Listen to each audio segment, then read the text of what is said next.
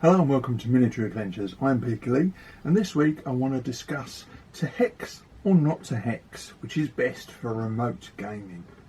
I think it's right to say that COVID had very few upsides. That being said, it forced our wargaming community to think outside the gaming room, the shed, the club. There was a sudden explosion online as nutters like me started YouTube channels, and gamers across the globe pushed their creative muse online. And this included the art of wargaming as well as all the other stuff we usually get involved with. And for many of us, this raised an interesting question. What is better for remote games with friends that you can't meet up and you're going to play across Zoom or some similar thing?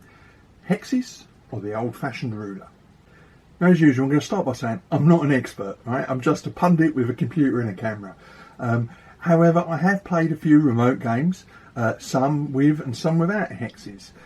For example, in May, Jonathan Freitag of Palouse Wargaming Journal ran an excellent remote game for the Rejects, which worked really well, if you ignore our dodgy tactics, of course.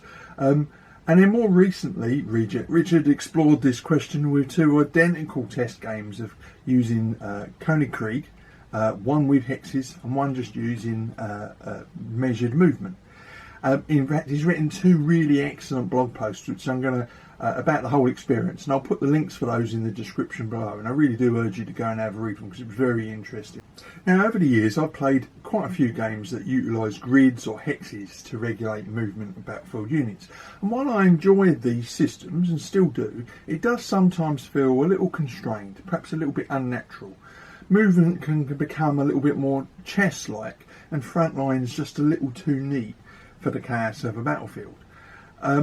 But from an umpire's point of view, running a game with players via video link, I can definitely see the appeal of a grid or hex system.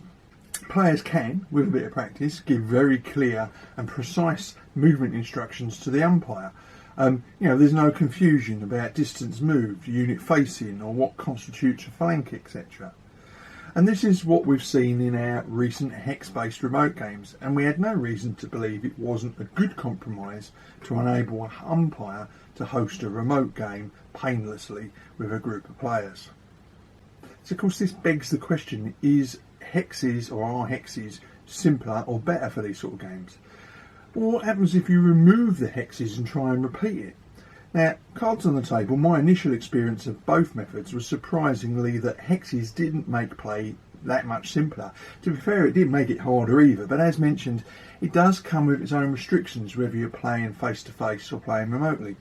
And we found that using a coloured measuring stick combined with clear instructions from the players worked just as well as having a fixed movement of hexes. So, why do I think that our particular example worked so well? So in my humble opinion, I think it came down to the way the players play the game rather than how the umpire manages it. Orders from the commanders need to be brief and precise so the umpire can carry them out accurately and without confusion.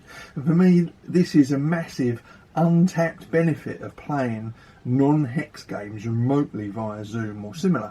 The art of issuing orders with clarity and brevity is a skill set real battlefield commanders must learn in order to be effective. But it's a skill tabletop wargamers too often don't get to develop, unless they pay a Kriegspiel, for example. So what do you think? As usual, I'm going to throw the question out to you. What has been your experience of playing remote games over the last few years? Have you used hexes to regulate movement and ranges, or have you used traditional measuring techniques? And which system do you think worked best for remote gaming, and why did you come to that conclusion? As I say, we've played a few games of both types and we've come to our own conclusions, but maybe we're an unusual group. Well, I know we're an unusual group, but maybe a different group will come to a different conclusion. I'd be really interested to hear your experiences and the conclusion that you came to, whether hexes or not hexes was the best for remote gaming.